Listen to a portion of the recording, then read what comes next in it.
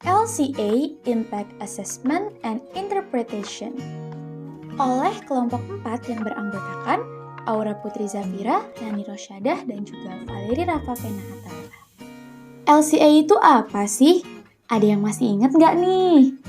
Ya, Life Cycle Assessment atau Life Cycle Analysis adalah suatu pendekatan untuk menilai atau mengevaluasi potensi dampak lingkungan dari produk atau jasa pada semua tahap dalam siklus hidupnya. Dimulai dari pengambilan raw material dari dalam bumi, proses pembuatan, transportasi, penggunaan, hingga aspek manajemen limbahnya. LCA digunakan untuk analisis yang bersifat cradle to grave dan bahkan untuk cradle to cradle. Tahap-tahap LCA dimulai dari goal definition and scoping, lalu inventory analysis, lalu impact assessment, dan juga interpretation. Melanjutkan dari yang sudah kita bahas sebelumnya, sekarang kita akan membahas mengenai impact assessment. Impact assessment atau dalam bahasa Indonesia lebih dikenal dengan istilah dampak lingkungan atau AMDAL, dikenalkan oleh National Environmental Policy in Amerika Serikat pada tahun 1969. Analisis ini merupakan kajian terhadap dampak dari suatu usaha dan kegiatan yang diperlukan untuk proses pengambilan suatu keputusan mengenai penyelenggaraan usaha dan kegiatan. Perlu diketahui, setiap usaha ataupun kegiatan yang akan dilakukan diwajibkan untuk melakukan analisa mengenai dampak lingkungan dikarenakan timbulnya suatu dampak yang sangat penting terhadap perubahan lingkungan. Masalah lingkungan yang ditinjau pada industri pembuatan atap seng. Pertama, Global Warming Potential merupakan sebuah sistem indeks yang membandingkan potensi gas rumah kaca untuk memanaskan bumi dibandingkan dengan potensi karbon dioksida. Angka GWP ini tergantung dari daya serap inframerahnya, panjang gelombang dari inframerah itu sendiri, dan usia gasnya di atmosfer.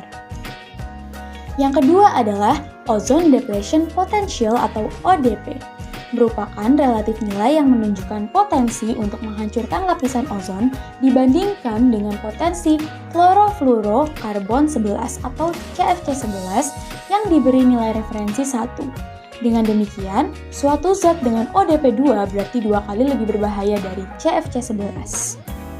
Acidification Potential atau AP didasarkan pada kontribusi dari SO2, NOx, HCl, NH3, dan HF untuk pengendapan asam potensial dalam bentuk H+ proton yang dihasilkan dari industri pembuatan atap seng.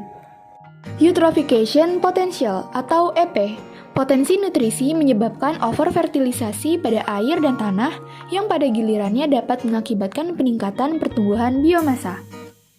Photochemical Ozone Creation atau POCP, terkait dengan potensi VOCs dan oksida nitrogen yang menghasilkan fotokimia atau kabut panas. Hal ini biasa dinyatakan dalam nilai relatif terhadap faktor klasifikasi POCP untuk etilen. Berikut ini merupakan impact assessment pada industri pembuatan atap seng, terdiri atas global warming potential, ozone depletion potential, acidification potential, eutrophication potential, dan photochemical ozone creation potential. Interpretasi adalah langkah terakhir dalam tahapan LCA sebelum membuat keputusan dan rencana tindakan. Di dalam melakukan interpretasi untuk menentukan isu-isu penting lingkungan, metode analisis yang dapat dilakukan adalah dengan metode pendekatan analisis kontribusi yang bertujuan untuk mengidentifikasi data yang memiliki kontribusi terbesar terhadap hasil indikator dampak. Berdasarkan segala pembahasan sebelumnya, dapat terlihat bahwa atap seng memiliki dan menimbulkan dampak buruk bagi lingkungan sekitar. Nilai tertinggi yang memiliki kontribusi terbesar terhadap hasil indikator dampak ialah acidification potential atau AP. Nilai-nilai yang tinggi tersebut dapat diatasi atau dikurangi melalui perbaikan dan pengembangan proses pengambilan raw material, produksi, dan distribusi yang lebih baik lagi. Sekian dari kami dan terima kasih.